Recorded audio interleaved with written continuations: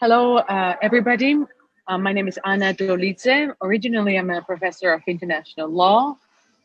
I'm really delighted to be part of this forum and to be able to tell my story. I returned to Georgia as a public servant a couple of years ago. I lived in the United States, where I attained my PhD, and then in Canada. And a couple of years ago, I had an opportunity to come back to Georgia, to Republic of Georgia, to serve in public service. But now I want to tell you a story of how I started building a movement called Movement for People. It originally started at my previous job when I was appointed as a public servant in a commission that oversees judiciary. My whole life's objective has been to establish independent courts in Georgia. Of course, it has always been a challenge in a newly born republic from the Soviet Union. And this was a great opportunity for me to serve in this commission and to work on judiciary reform. And that's where I discovered that unfortunately this would not have been feasible because the judges that had been serving on the bench, they had been part of a previous authoritarian regime. They had participated in grave and large-scale human rights abuses. And unfortunately, the new government did not undertake many reforms. So it would not be possible to establish independent courts with the judges that had been part of an authoritarian and repressive regime. So I started pushing for the reform, first as an independent public servant. And where it started was that I started to break this silence about the problems in the judiciary. And if you ask me now how it happened, was it planned? My answer would be no, it was totally spontaneous.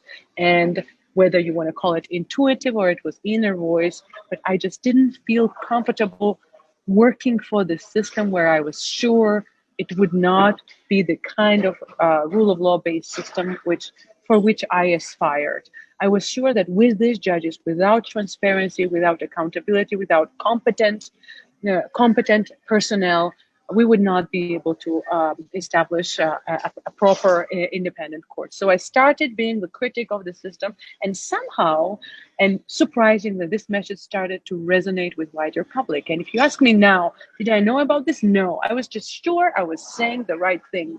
But I think this honesty and integrity contributed a lot to the process, but also the fact that it seemed that a lot of people had already been concerned with the stalemate in the judiciary.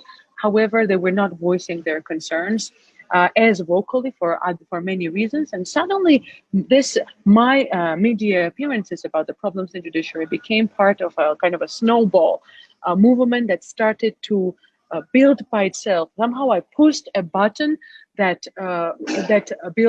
created these waves in public of concerns for courts. At this moment, I decided my statements became quite political, quite politically critical, and that's the moment where I decided it was time to build a wider network. It wasn't sufficient to just remain a public servant in a specific commission, and it would be important to build a movement, and I started to build movement for people with my teammates and with various stakeholders. I started to form alliances. Alliances with whom? First and foremost, let's start with non-governmental organizations, with NGOs, alliances with international organizations, with Georgia's partners who are, of course, interested in democratic reforms in Georgia. Alliances with the media are key. And I think the key here was to find how our interests coincided. And I think it's quite hard here because Georgian media is very polarized. Public broadcasting doesn't have much traction, and private media has ratings, it's popular, but they're driven by particular business and political interests, by political parties. But I succeeded for this message to go through about judiciary by trying to explain to all the stakeholders that we are not in competition. We are allies, and trying to discern what particular interest each group has. For instance, NGOs, I think they all had experience, skills, competence in this particular area, and our interests coincided because I was able to draw on their competence and experience, on their expertise, on their reports, and to recognize their efforts and give them much wider exposure through the media.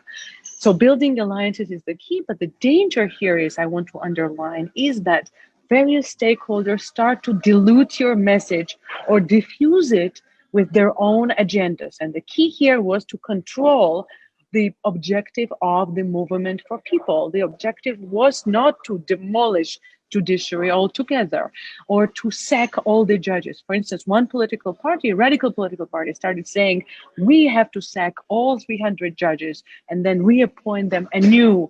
And of course, this is quite dangerous. This wasn't never the original objective of the movement or the movement of people.